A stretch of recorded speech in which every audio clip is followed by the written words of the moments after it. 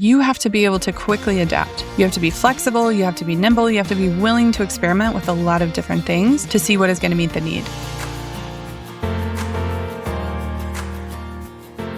Hi, and welcome back to the Worthy to Lead podcast. I'm your host, Christiana Corona, and I'm so glad you're here for today's episode.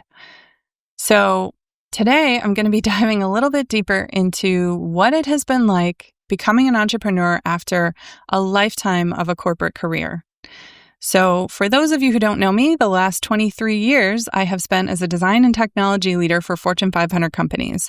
I have had a stable paycheck. I have had reliability, consistency in many ways in how I show up for my days, how I use my time, how I learn, how I grow. So this has been a huge shift. And for anyone else who's out there just thinking about this is something where there are a lot of areas you may not be thinking about going into it, or a lot of areas you may not have had exposure to. And so you are going to dive in the deep end when you become an entrepreneur.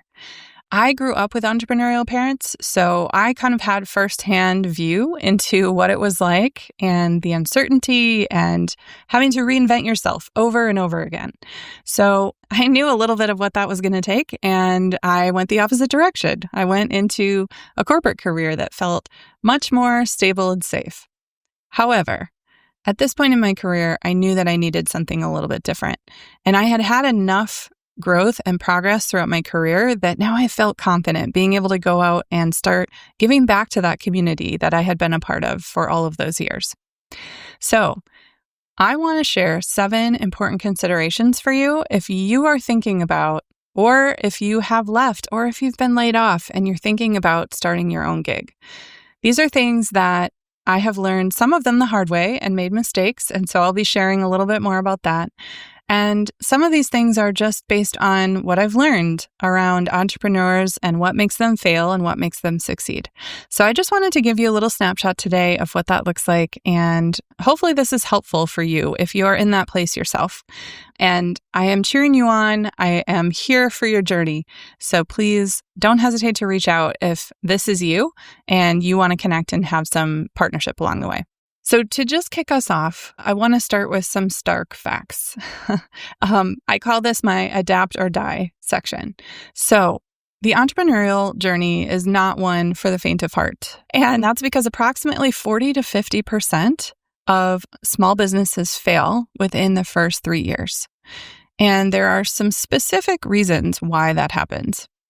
So 5 of the top reasons why businesses fail when they're just kicking off is, first of all, because they're building something that they think people want, but they don't actually know that they want it. They haven't validated that that is actually what people want and need.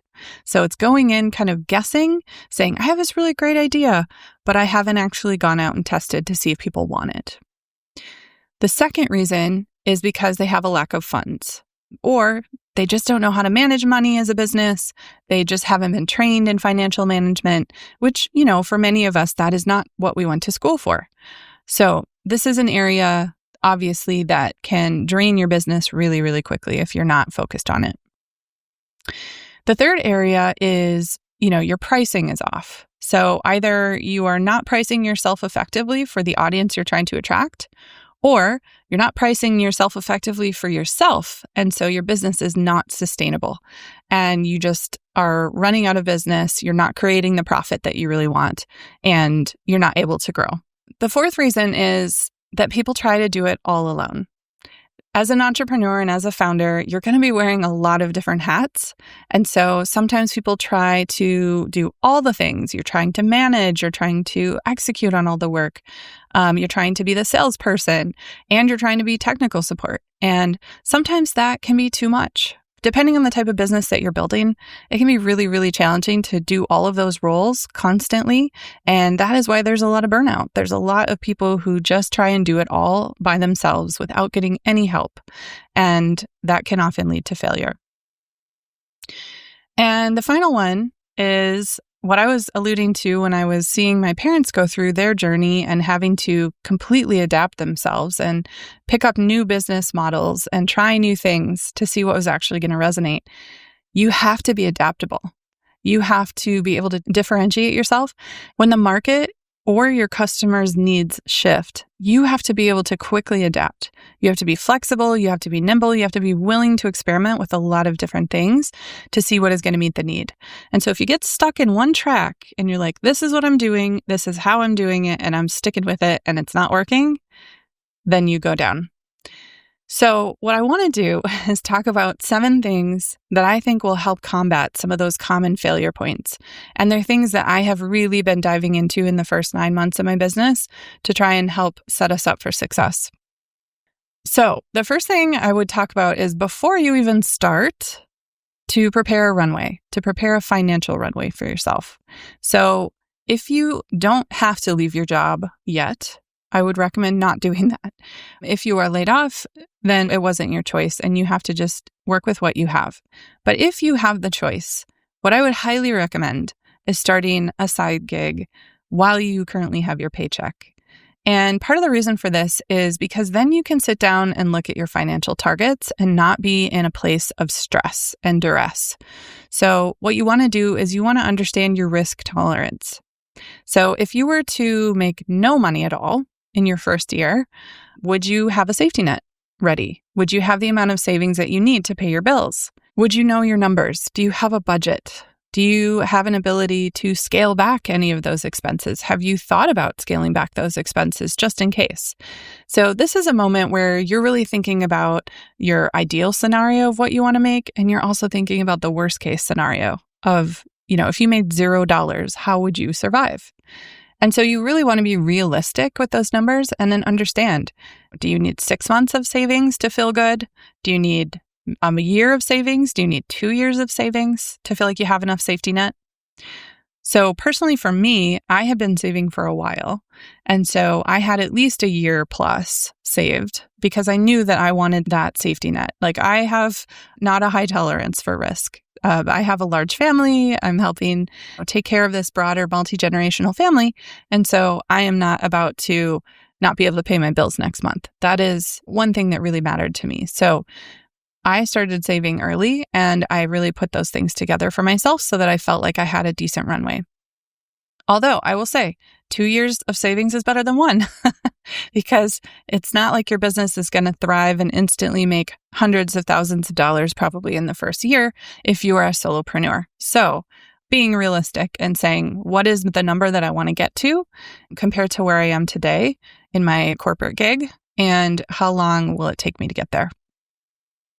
2 resources that I will share that were really, really helpful for me in really understanding this financial runway and creating my money map and creating my forecast was working with Catherine Pomerantz. So she's an amazing accountant who has a financial program to help you become the CFO of your new business. It's called Unstoppable.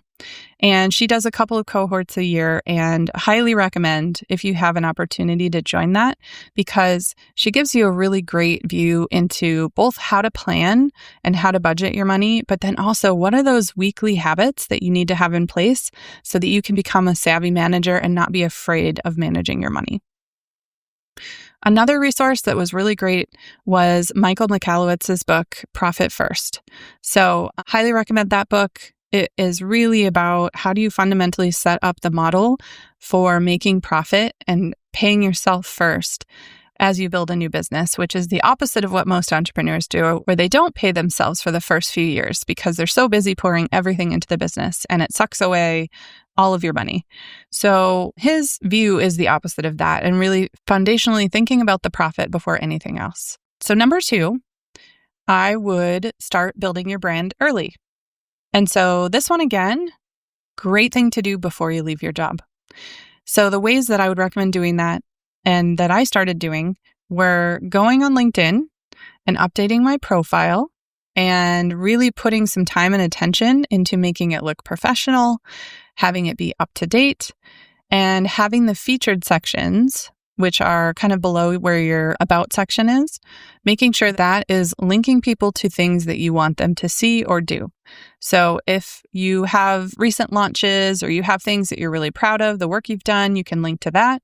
You can link to some of your best posts. Or if you want to get people started building an email list, collecting their emails ahead of time so that you have that resource available to you, you could create a lead magnet, which is basically like a free download where someone gives you their name and their email to be able to get that downloadable resource. So I would highly recommend doing some of those things on LinkedIn to just start quietly building your brand and building that email list. I would also say if you are not a regular LinkedIn poster, just start posting once a week. That can make a huge difference. And so if you are going to events, if you are doing really interesting things, if you're launching cool products at the company that you work for, highly recommend posting about that once a week. And the reason for this is when you start to become active, LinkedIn treats you differently. And it's not about, yes, posting every single day would be the best thing to do, but you don't have to do that. It's more about consistency. And so if you have a weekly cadence or you post once or twice a week, just being able to show up and talk about things that you care about, talk about things that your audience cares about, this is really going to develop that brand and that momentum for you behind the scenes before you ever even leave the company. So another great strategy that you can start ahead of time to build your runway for yourself is start connecting with more people. So the bigger audience that you have, the more followers you have on LinkedIn, the more people are going to see your stuff when you do actually have something to sell. So just developing a daily habit of going in and connecting with 5 people, 5 to 10 people. This can be really, really helpful over time and can help you build thousands and thousands of people in your audience where maybe you don't need them right now, but it's about building that future runway for yourself and having that broader exposure and that broader network to connect to the right people. So this could be, connecting with your colleagues that you currently work with, connecting with colleagues you've worked with in the past. It can be connecting with people that you really admire, and then people who might be your future clients. And so who are those people that you want to just start developing that rapport with? So build that audience intentionally, and you'll be really surprised that once you start posting once a week and connecting with people regularly on a daily basis, you start to see that momentum building. And it's really exciting because the worst thing in the world is launching a business and having nobody hear you and nobody see you. And you put all this work into launching something and nobody sees it. So do yourself a favor and start building that audience now. And final strategy on this, I started a podcast a year before I actually went out into starting my own business. And so this really wasn't intentional. It was sort of like coincidental that I wanted to start doing that more so as a habit for myself to be able to share messages and help develop leaders into confident, empowered, human-centered leaders. And so this was something I was really passionate about anyway, but it was really, really beneficial to have a podcast because, again, that gives you a reason to talk to people, gives you a reason to put stuff out into the world and to connect with people and to build an email list. So it can be a really great strategy if you have the time and interest to start something like that. Okay, number 3 is to treat your business plan like an experiment and to start gathering data. So like I was talking about before, it is very, very easy to put together a plan of what you think is going to work and what you imagine will work. But then when you get it into the real world, there are a lot of unknowns and there are a lot of things that are going to change. And so your business plan is going to evolve so many times in the first year. You want to plan for the worst case scenario. You want to plan for the best case scenario. And you want to very, very quickly validate and get evidence about what you're thinking about doing. So like we talked about in the failure points, have you validated that your customer wants this? Have you validated that the price point is something they can afford? Have you validated that the way you're talking about it, the way you have branded it is attractive to somebody, that they're going to want to buy it or that they're going to see the value in it that you do? And so those are all what ifs, right? Those are hypotheses at this point. And so the first year, your business plan is really much more about evolving and learning and adapting and trying and getting as much evidence as you can to try and figure out what is working and what is not. So for example, in my business, I started out initially thinking, okay, I'm going to do probably 90% of my business is going to be one-on-one coaching engagements. And I had been doing a lot of that in the past. I had been doing a lot of that in a corporate environment. But when I became an entrepreneur, I quickly learned that there were other needs, there were other things that people would pay me for. And those were things that actually were moving the needle. And so, for example, I got more into leadership development and running masterclasses. And then I formed a membership for different leaders, which was a lower price point. And it was, an area where people could come together and have community. And so this was something that I did not have in my initial business plan. This was something that I learned along the way based on what people were saying and what their needs were, and where I was finding clients who were saying yes to me and they were giving me money. And so it's very important to stay flexible, because you may have in your head, like, I am going to make an online course. And an online course is amazing, and I highly recommend doing that. I have also done that. But you may sell some online courses and then realize, oh my goodness, my course people want a membership to go with that. Or maybe you started off thinking you were only going to do courses, but then people said, oh, I really want hands-on support from you, so I would like to do one-on-one coaching or group coaching. And so as long as you're thinking about your business from a flexible standpoint in year one, and you're willing to try some different things, I think that is the biggest thing, is keeping a flexible mindset so you don't get discouraged when it doesn't work out exactly the way you thought it would. But it is about just iterating and iterating. And, I would highly recommend, if you can, to start getting some clients on the side while you still have your existing paycheck in business. Getting clients on the side is really, really helpful because it allows you to de-risk your ideas. And so if you can start getting some clients and start iterating on your messaging and your pricing, and, know how to make all the contracts and know how to follow through and know how to get all the payment and all of those things, you're going to have so many less hurdles to jump through when you actually get to the point of going full time. So I had some clients that I started taking on the side. And even though I hadn't planned on kicking my business off in February this year, I think I had a few years down the road in my mind imagined that that's when I would actually do this. I had enough to be able to say, okay, I know roughly how this works. I know how my contracts work. I know roughly what I want to price at, and I have a payment system set up. So those were really, really helpful things. So this next one is a big one. Keep your technology simple. So when you get started in a business, there's a desire to build all the things at once. Like, you want to have a thriving business. You want to be able to have all these platforms. You want to have everything talk to each other and have everything automated. But the thing is that there are so many choices for tools, and there are several of them that seem really amazing, but then on the back end, they don't integrate, or they don't do exactly what it was that you wanted when you saw the idea and the marketing for those things. And so for me, there was some experimentation with technology. Like, I knew in my mind what I wanted to have, and it didn't work out that way with some of the tools that I initially started with. I had an assumption like, oh, of course this integrates with, this calendar tool, or of course this integrates with this payment tool. And it didn't. So do your due diligence. Definitely look into the systems that you're going to invest in. And if you can, try and find systems that are a one-stop shop.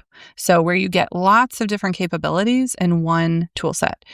So for me, one of those tools was Kajabi. And Kajabi for me is my website. It is my podcast. It is where I host events. And it's also my email marketing. And you can also build courses on there. You can have memberships on there. There are a lot of different things that you can do within Kajabi. And it just made everything so much easier to have an integrated ecosystem. So for example, when I host an event and I want to send emails, automated emails after the event to those participants, I can set all of that up and I have all of my email contacts in the same system. So I'm not importing and exporting spreadsheets and CSV files and all of those things. It is just so much simpler.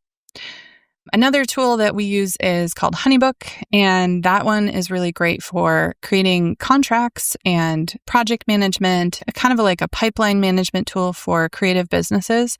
But then we also do our invoicing and payment collection and other things like that through that tool. So from that standpoint, having a Honeybook or maybe a Stripe account is really, really helpful because that will easily integrate with other systems.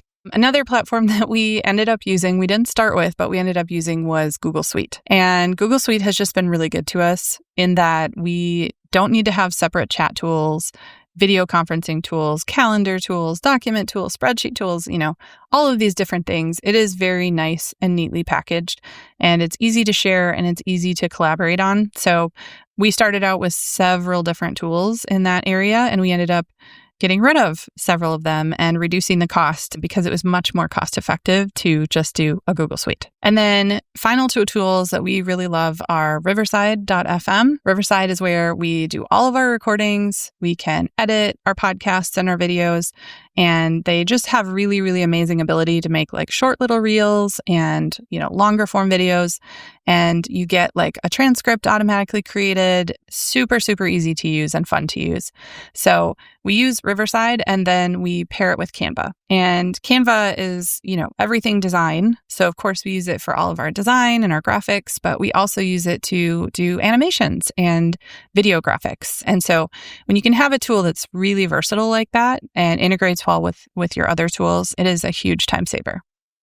So from a technology standpoint, well, there were many lessons that I learned, but I will say the biggest one is you can totally get down into a deep rabbit hole from a technology perspective and waste so many hours on stuff like, how do I validate my SSL certificate? Or how do I do a Zapier integration? Or how do I troubleshoot these different things? And so one of the most important things for us was, how do you get the technical support that you need with great tutorials, super great customer service to work with?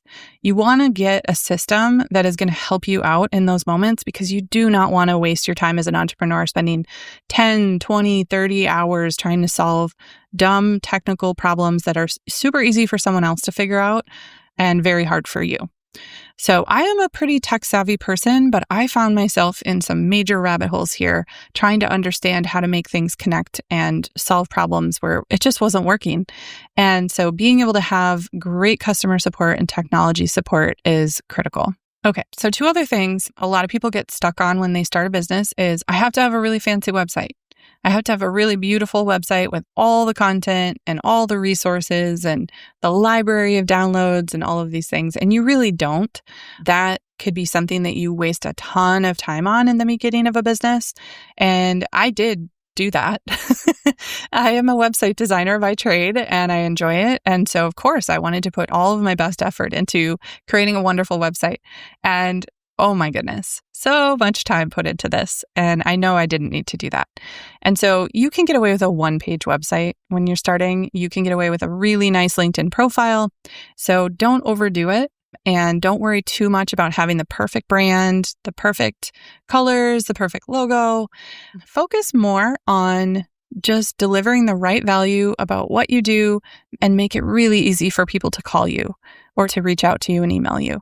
That's really all you need to have is, just a quick summary of who you are and what you do and the services that you offer, and then how to get a hold of you. And then you can build it out over time, but don't spin your wheels spending months or tons and tons of dollars making a really amazing fancy website, because you don't need it. Final recommendation on technology is AI has just been an incredible partner for us. We use several AI tools, and just learning to integrate those into your daily process, especially from a standpoint of trying to write perfect content. I think for myself, that was a rabbit hole at the beginning as an entrepreneur, is thinking about how am I going to write all these lovely posts and all of these scripts and podcasts and training sessions and all of this stuff. And that can quickly become overwhelming. And so what I found was I could be messy. I could show up, I could just start talking. I could use transcripts of things that I had written previously and adapt them.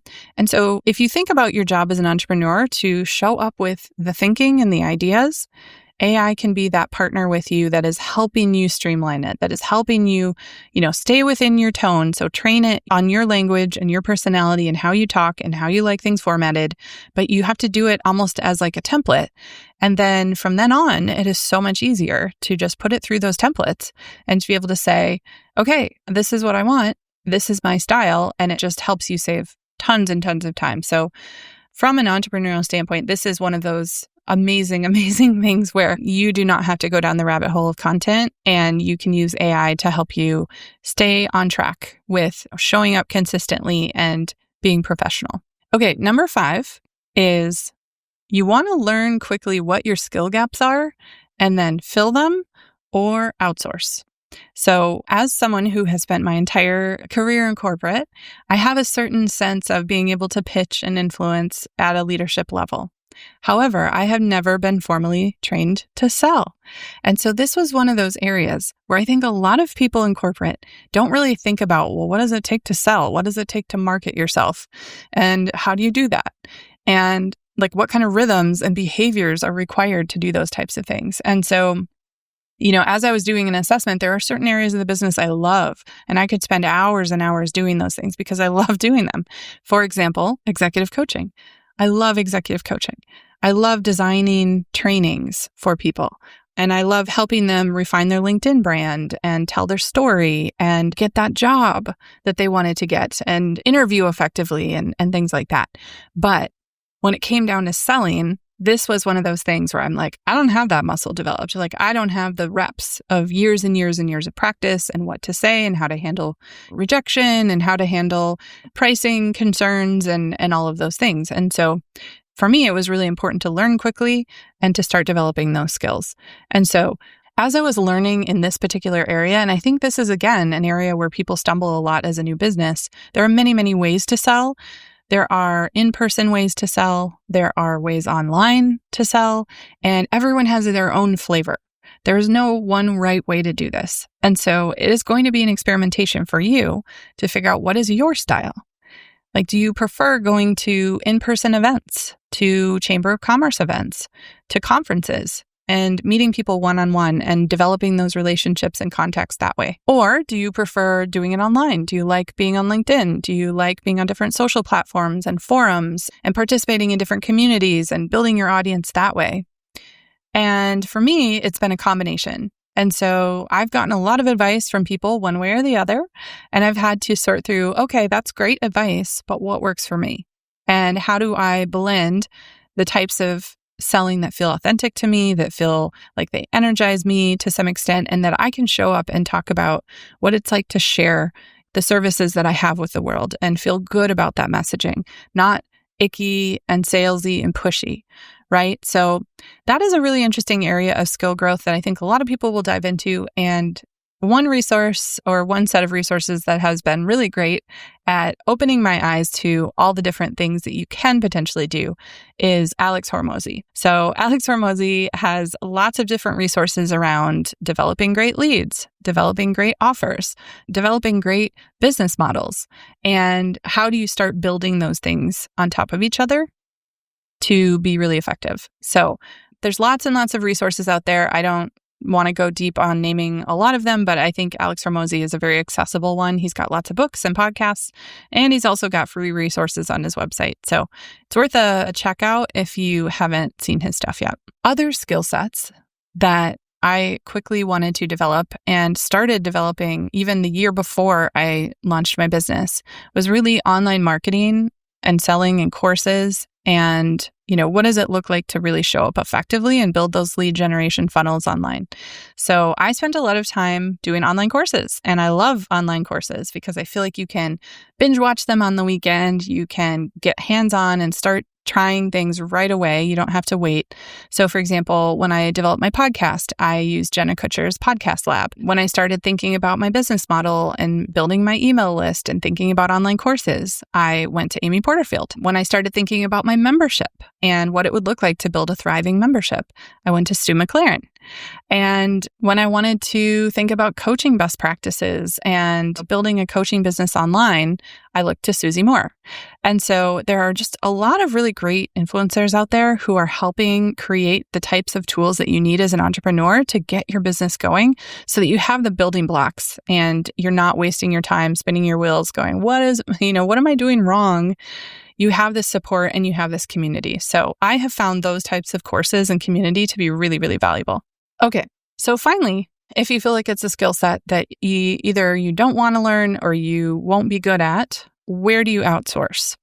And a lot of people wait to outsource. They wait to outsource much later in the game to be able to say like, oh, I know that I'm being profitable, and then therefore now I can outsource this thing. Or I've learned to do this really, really well, and I've done it so many times now that I can teach someone else to do it. I kind of went the opposite route and I started with help right away because I knew that for me, the vision of what I was building was going to be bigger than one person. And so I was so fortunate to have one of my coaching clients, Catalina, who I had been working with for years, be able to transition in her job at that same point where I was transitioning. And so she was able to join me part-time to help with operations, to help me set up my systems, to help me develop my content funnels, help with training, like all of these different aspects of building that I needed to do as a new entrepreneur.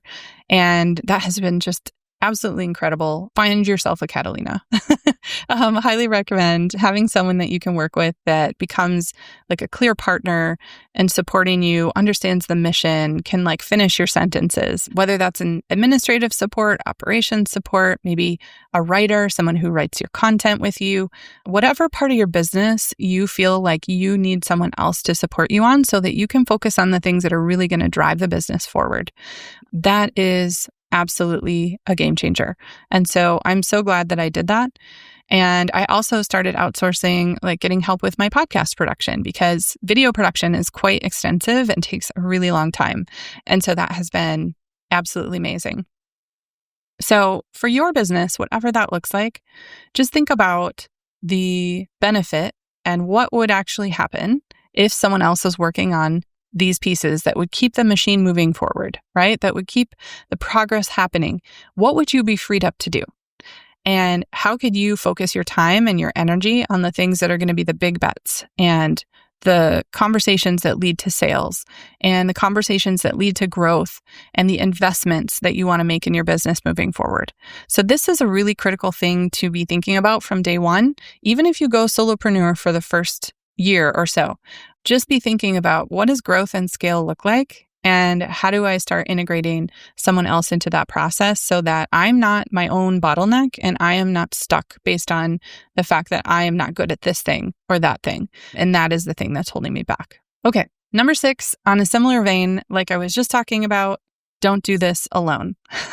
So the entrepreneurial journey can be a really lonely one, especially if you are a solopreneur, just doing this on your own, but it doesn't have to be. And one of the most brilliant and wonderful things I have learned along this journey is to integrate people, to be a part of a community, to reach out, to form connections, to talk about the business, to get feedback, to get ideas from other people.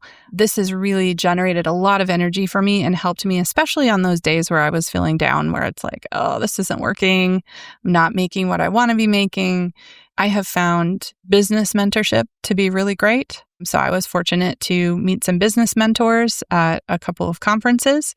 I have a community of coaches that I am a part of and, developing those relationships where you're talking about best practices, like what other people with your services and your expertise are doing.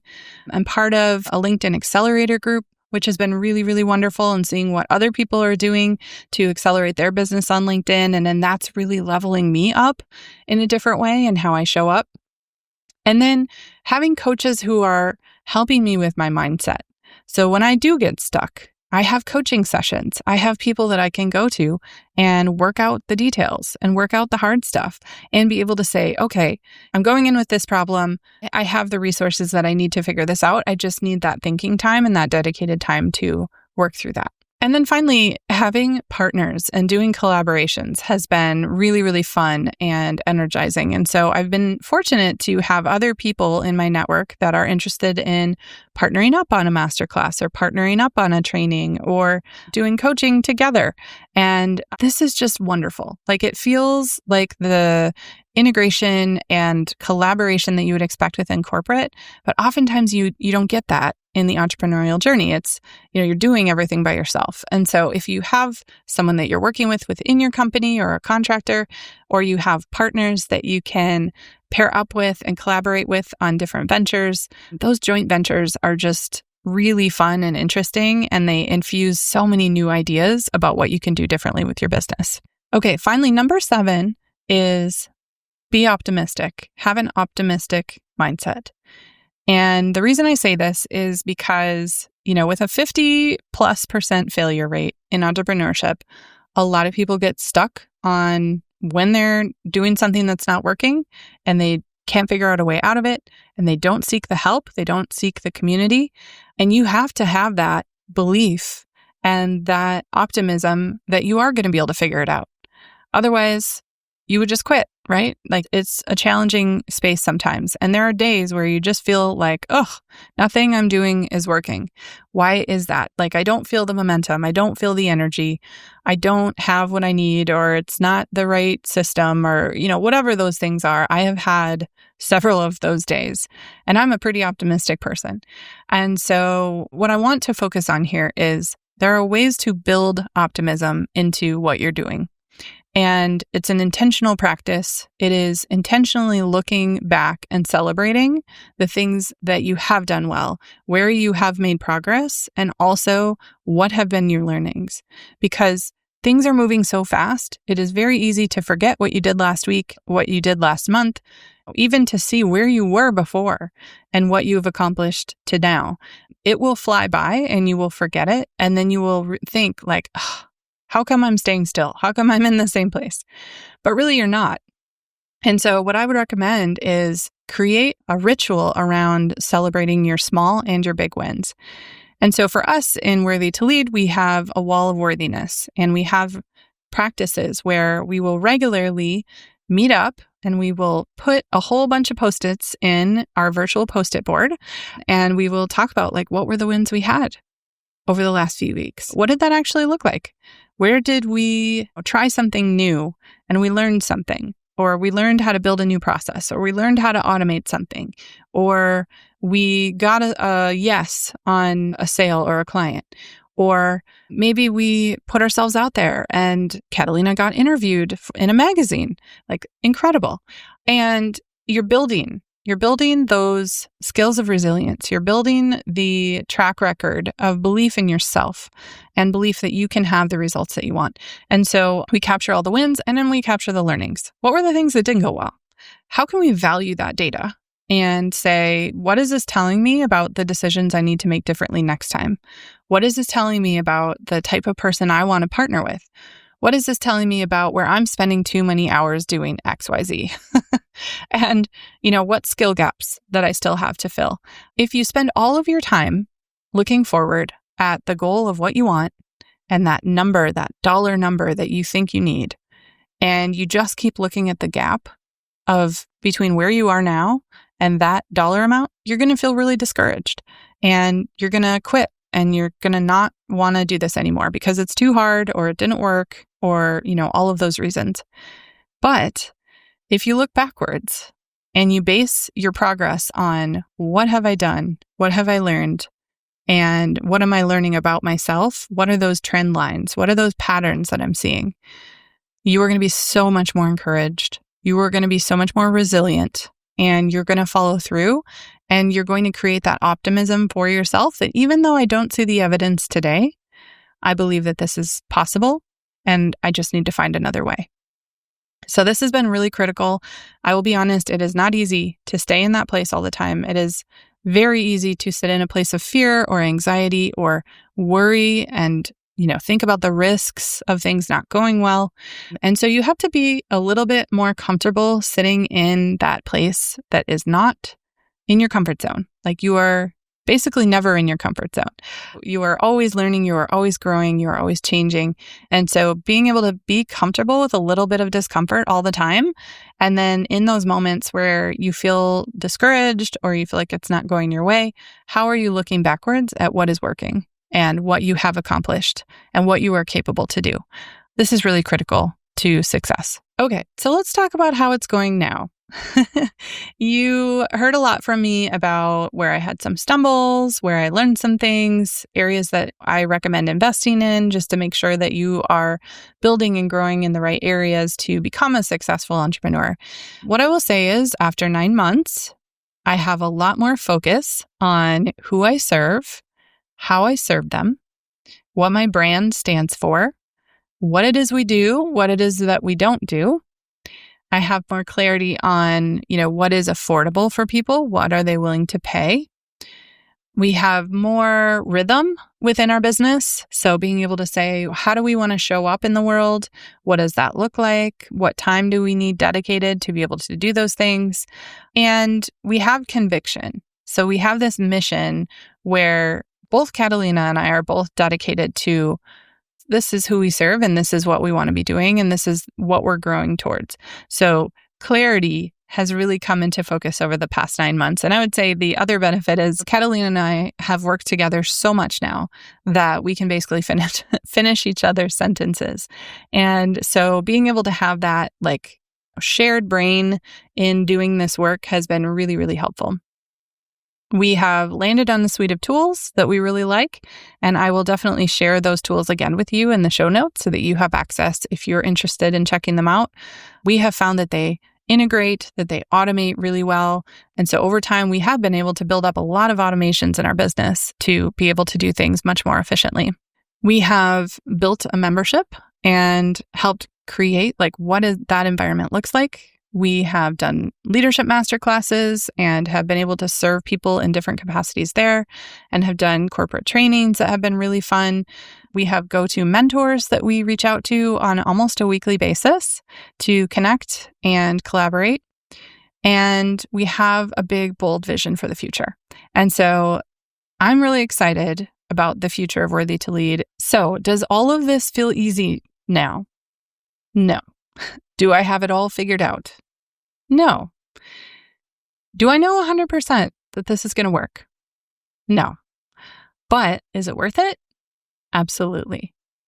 The freedom, the creative control, and the alignment to the things that I really want to do to give back to the community that I have been a part of for so long is just clear as a bell. And I think being able to spend that time to clarify what it is you want to do and how you want to serve others is really the biggest joy of all.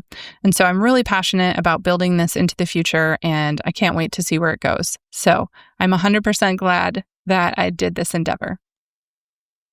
So just as a quick recap, my biggest takeaways for you today, if I had to summarize what I learned, is prepare that financial runway. Make sure you know what your risk tolerance is and how much you need to be able to figure out in advance before you kick off and go full time. I would start building your brand early and really focus on LinkedIn as a strategy, as well as building your email list. I would treat your business plan as an experiment and start gathering evidence as soon as you can, especially before you take the leap. If you can take on some clients ahead of time, if you can work through how you pay, how you create contracts, all of those things ahead of that start date, you're going to be in good shape. I would keep the technology simple, so don't overdo it at the beginning. Just use the minimum amount of tools, have a one-page website, do a LinkedIn profile. Just keep it super, super simple and just give people a way to reach out to you. I would think about your skill gaps and either learn really, really quickly by investing in education, in online courses or mentorship. And if it's something you don't want to be doing, then figure out who you're going to outsource to. And how do you get plugged in with that person and start training them in so they can really be a part of that system with you as soon as you can? Because you don't want to be the bottleneck. You don't want to be the one that is killing the momentum in your business because you can't solve the technology issues yourself or you can't commit to writing the content. Another lesson that we talked about was not doing it alone. So again, find your people, find your mentors, get some coaching support, find a community of people who lift you up, who energize you. You can find these people in a lot of different places, but definitely look at both in-person meetups and then also online resources as well. And finally, take time to celebrate your wins. This is not an extra nice to have. This is part of building your optimistic mindset as an entrepreneur. And it's going to be something that you lean on and that you need in the future to keep you engaged and to help make sure that you don't become 50% of entrepreneurs that quit or fail. So if you're thinking about making that big move from a corporate career into entrepreneurship, please let me know. And I would love to be on this journey with you. I love being with other entrepreneurs who are early stage, who are figuring things out, who are experimenting and trying things. It is really, really fun to share insights with each other. I would love to be connected with you. If you are enjoying this podcast, don't forget to subscribe so that you get all the new episodes as I release them. You can subscribe at worthytolead.co/podcast. And please do share this with anyone who is thinking about starting their entrepreneurial journey. And especially if they're leaving a corporate job where they've been there for their whole career, I would love to encourage them. I would love to make sure that they're thinking about the right things as they take that big leap. And I would love to cheer them on their journey. So please connect me, and I would love to give them some encouragement and confidence. Until next time, keep showing up and keep doing the work that matters, and keep leading like you're worthy to lead, because you are. Bye for now.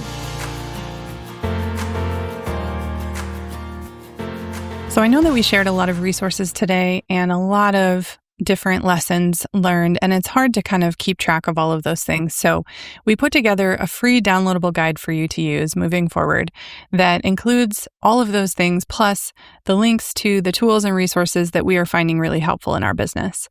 You can get a hold of that free downloadable guide at worthytolead.co/new business. Please let us know what you think. Please let us know how your journey is going. I would love to hear what is working for you. What is helping you feel confident? What tools do you love? And I would love to be in community with you as you're going through this. So please DM me and reach out and share how it's going. I would love to hear.